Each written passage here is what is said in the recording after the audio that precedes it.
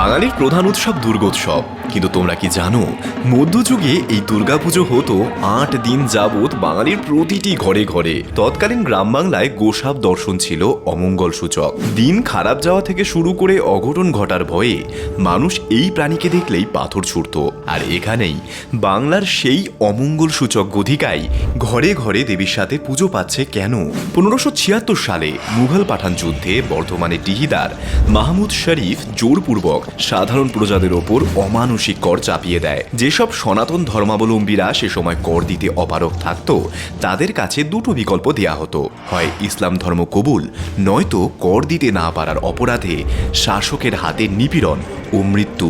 সমাজের নিচু দলিত ও আদিবাসী শ্রেণী থেকে উচ্চ শ্রেণী পর্যন্ত বেশিরভাগই ভয়ে ও সামাজিক একতার অভাবে ধর্মান্তরিত হতে শুরু করলো। ঠিক সেই সময় ১৫৭৭ খ্রিস্টাব্দে রচিত হল মুকুন্দরাম চক্রবর্তীর চণ্ডীমঙ্গল, দেবী দুর্গার মাহাত্ম্য কথা নিয়ে। কারণ তিনিও ইসলামী শোষণের শিকার হয়ে ভিটে মাটি ছাড়তে বাধ্য হয়েছিলেন। তীব্র সংকটের মুখে পড়ে কবি বুঝতে পেরেছিলেন যে এই দুর্দিনে রাজশক্তি ও সমাজ কাউকেই ভরসা করা যায় না। একমাত্র দৈব শক্তি মানুষকে চরম বিপদের হাত থেকে রক্ষা করতে পারে।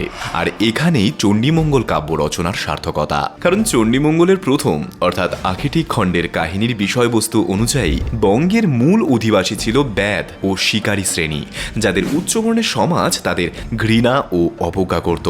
কিন্তু দেবীর কাছে সকলেই সমান। তিনি কৃপা করে চণ্ডাল কালকেতুকে বিপুল ধন সম্পদ সহ গুজরাট নগরী দান করেন, যা প্রমাণ করে ভক্তি ও বিশ্বাস জাত পাতের ঊর্ধ্বে।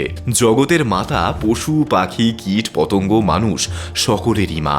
অন্যদিকে দ্বিতীয় অর্থাৎ বণিক খণ্ডে বণিকদের সমুদ্রযাত্রা, ঝড় তুফান ও জলদস্যুদের কবল থেকে স্বামী সন্তান যাতে অক্ষত এবং জয়পূর্বক ফিরে আসে, তার জন্য জয়মঙ্গল চণ্ডীর ব্রত করা। উত্তর ভারতীয় মুঘল আগ্রাসনের হাত থেকে বাঙালি ঐতিহ্য ও সংস্কৃতিকে রক্ষা করতে বঙ্গের নারীরা স্বামী পুত্রের অবর্তমানে দায়িত্ব কঠোরভাবে নিজেদের কাঁধে তুলে নিয়েছিল।